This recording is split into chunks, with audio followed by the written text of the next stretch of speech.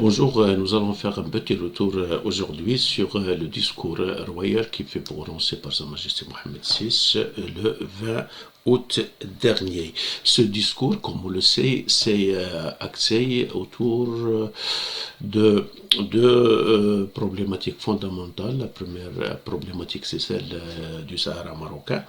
Et le souverain a tenu à demander aux pays amis de clarifier leur position et autrement dit, il n'y aura plus de zone grise, soit avec nous, soit contre nous.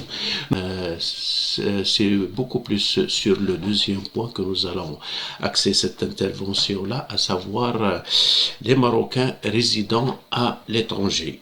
Alors dès le lendemain, certains analystes ont vu dans l'intervention du souverain marocain un certain désaveu en ce qui concerne les institutions qui s'occupaient des intérêts et des problèmes des MRE, les Marocains résidant à l'étranger, à savoir le Conseil de la communauté marocaine à l'étranger, le CCME, et la Fondation Hassan II pour les Marocains résidant à l'étranger. Est-ce que c'est un désaveu? Est-ce que c'est une colère royale exprimée de la sorte? Nous ne pensons pas.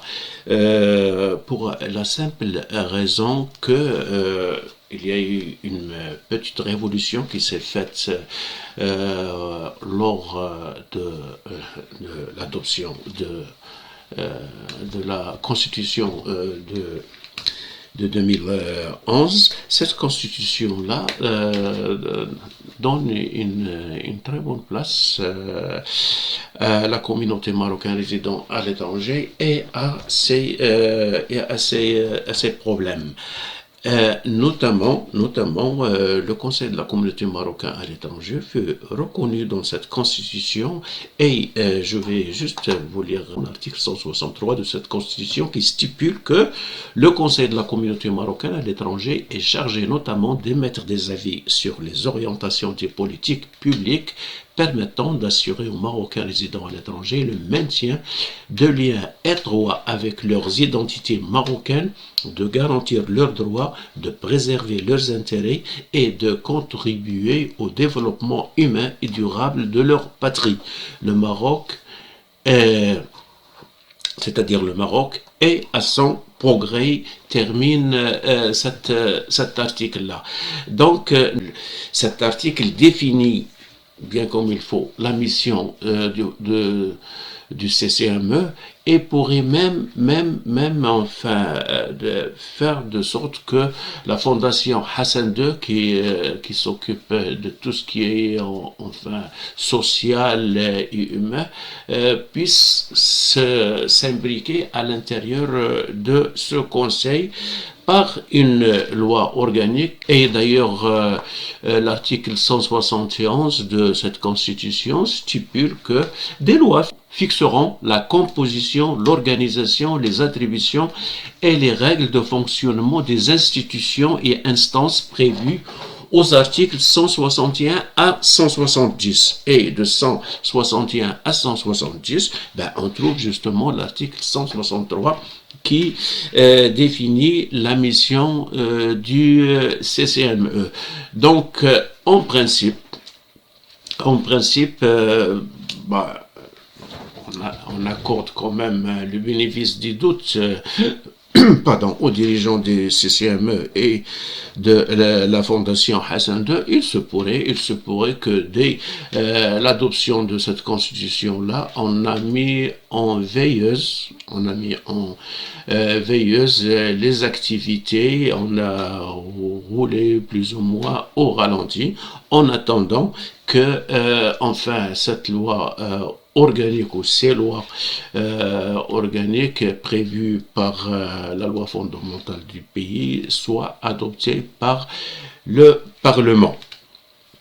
Donc, à mon humble avis, le souverain marocain n'a pas du tout désavoué ou ne s'est pas mis en colère contre ces institutions-là. Le discours royal devrait s'interpréter beaucoup plus comme un ordre aux, aux gens responsables, au gouvernement aussi, au Parlement, de mettre en œuvre tous les articles qui sont venus dans la Constitution de 2011 et qui intéressent la communauté marocaine résidant à l'étranger. Enfin, ces articles sont comme suit, nous allons vous les énumérer. Il y a l'article 16 qui stipule que le Royaume du Maroc œuvre à la protection des droits des intérêts légitimes des citoyens et des citoyennes marocains résidant à l'étranger dans le respect du droit international. Enfin, soulignons que le droit international prime sur presque la constitution marocaine pour gérer cette affaire-là. Je ne suis pas juriste, mais peut-être qu'il faut poser la question à un juriste pour pouvoir vraiment interpréter cette phrase-là. Répétons, dans le respect du droit international et des lois en vigueur dans les pays d'accueil. C'est clair. Mais l'article 16 souligne aussi le rôle que pourrait enfin jouer la communauté marocaine dans ce que nous pouvons appeler la diplomatie parallèle, et notamment, à notre avis, en s'impliquant dans la vie politique et sociale des pays d'accueil et de pouvoir œuvrer pour rapprocher les points de vue des deux pays sur certaines questions, dont la question comme l'intégrité territoriale marocaine, par exemple. Par la suite, il y a l'article 18. Et l'article 18 stipule que les pouvoirs publics œuvrent à assurer une participation aussi étendue que possible des Marocains résidant à l'étranger aux institutions consultatives et de bonne gouvernance créées par la Constitution ou par la loi. Donc nous voyons déjà que une importance est donnée à l'implication des MRE dans les différents conseils qui ont été créés par la Constitution, comme le Conseil supérieur de l'éducation, le Conseil consultatif de la famille et de l'enfance, le Conseil consultatif de la jeunesse, le Conseil économique et social. Et à travers quoi ils peuvent s'impliquer, enfin certaines compatriotes qui voient là une invitation du roi aux décideurs de réserver un quota pour les MRE dans le Parlement. Nous allons revenir un peu plus sur cette question un peu épineuse. Mais allons voir qu'est-ce que stipule l'autre article qui devrait normalement être mis en œuvre après le discours royal du 20 août dernier. L'article 17 stipule que les Marocains résidant à l'étranger jouissent des droits de pleine citoyenneté, y compris le droit d'être électeurs et éligibles. Ils peuvent se porter candidats aux élections au niveau des listes et des circonscriptions électorales locales, régionales et nationales. Donc, ouvrons tout de suite une parenthèse. Il n'est stipulé nulle part qu'il va y avoir des circonscriptions électorales à l'étranger, à Paris, à Montréal, à Tel Aviv ou à Haïfa. Non, ce n'est pas spécifié et il n'y a aucune petite fenêtre, à mon avis, qui est ouverte pour cela dans la Constitution. Donc, nous continuons d'abord à lire ce qui est stipulé dans l'article 17. Et il dit que, enfin, la loi détermine de même les conditions et les modalités de l'exercice effectif du droit de vote et de candidature à partir du pays de résidence. Donc, c'est un peu clair là. C'est vraiment le législateur a la possibilité de dire tout simplement cela. La Constitution vous dit oui, vous pouvez être électeur et éligible à partir de l'étranger, mais en choisissant une circonscription qui se trouve bien au Maroc. Entre nous, qu'est-ce que nous, MRE, nous allons faire dans le Parlement marocain? Nos problèmes ne sont vraiment pas les mêmes que ceux de nos concitoyens restés sur place. Et c'est là où il y a notre spécificité. Bon, nous ne demandons pas au Maroc de nous fournir des écoles, nous ne demandons pas au Maroc de nous fournir des hôpitaux, nous n'avons pas besoin non plus que le Maroc enfin, construise des routes ou enfin, apporter l'eau potable à nos maisons. Donc tous ces problèmes-là, nous ne sommes pas concernés par ça, mais par contre, les Marocains sur place le sont. Nos problèmes à nous sont beaucoup plus enfin, de l'ordre avec, enfin, la conservation foncière, le cadastre, les douanes, des problèmes qui peuvent être résolus par des règlements ou bien par cette institution qui est spécifique à nous et qui défend bien notre spécificité, à savoir le CCME. Enfin, les lois organiques qui peuvent enfin lui permettre de fonctionner pourraient éventuellement pallier aux petits problèmes que nous avons. Donc, il y a surtout un autre problème que notre participation pourrait créer. Il ne faut pas oublier que parmi les Marocains résidant à l'étranger, il y a ceux de confession musulmane, il y a ceux de confession juive.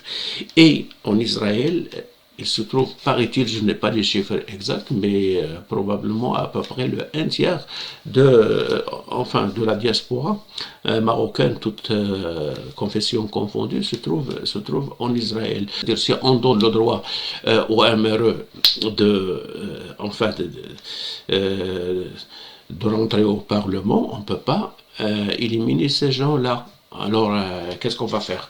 Alors, d'autant plus que ces Maroco-Israéliens, ils sont aussi, ils font, entre autres partis, par exemple, de certains partis politiques qui sont en opposition avec la position marocaine sur la question par exemple de Jérusalem, de Quds, sur la question de deux États, un État palestinien et un État israélien.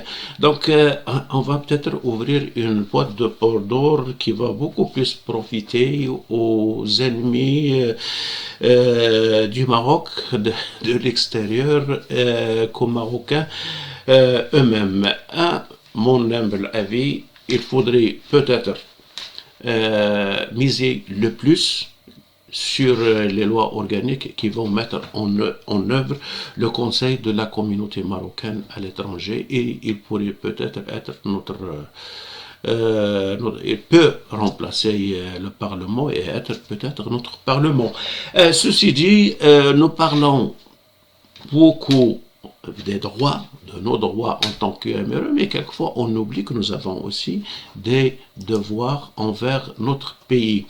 Et rien que, je vais vous citer juste 3 articles qui nous rappellent à l'ordre en ce qui concerne enfin nos droits vis-à-vis de notre nation. Il y a l'article 38 qui stipule que tous les citoyennes et citoyens contribuent à la défense de la patrie et de son intégrité territoriale contre toute agression aux menaces.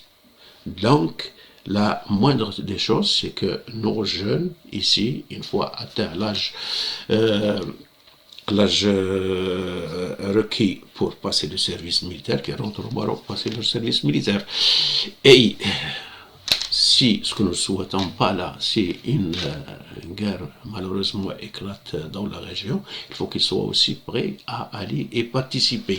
L'article 39 stipule que tous, sans exception, que vous soyez à l'intérieur ou à l'extérieur du pays, devaient supporter en proportion des facultés contributives, les charges publiques que seule la loi peut, dans les formes prévues par la présente Constitution, créer et repartir. Et l'article 40 porte le coup de grâce. Tous supportent solidairement et proportionnellement à leurs moyens les charges que requiert le développement du pays et celles résultant des calamités et des catastrophes naturelles. Donc, mes chers compatriotes, je crois que nous avons déjà du pain sur la planche, comme on dit. On peut commencer par le devoir et tendre la main droite ou bien la main gauche vers nos droits à travers un conseil de la communauté marocaine à l'étranger représentatif, révisé et dans l'intérêt aussi bien de nous, membres de la diaspora, que dans l'intérêt de nos compatriotes marocains qui sont sur place. Merci beaucoup et à la prochaine.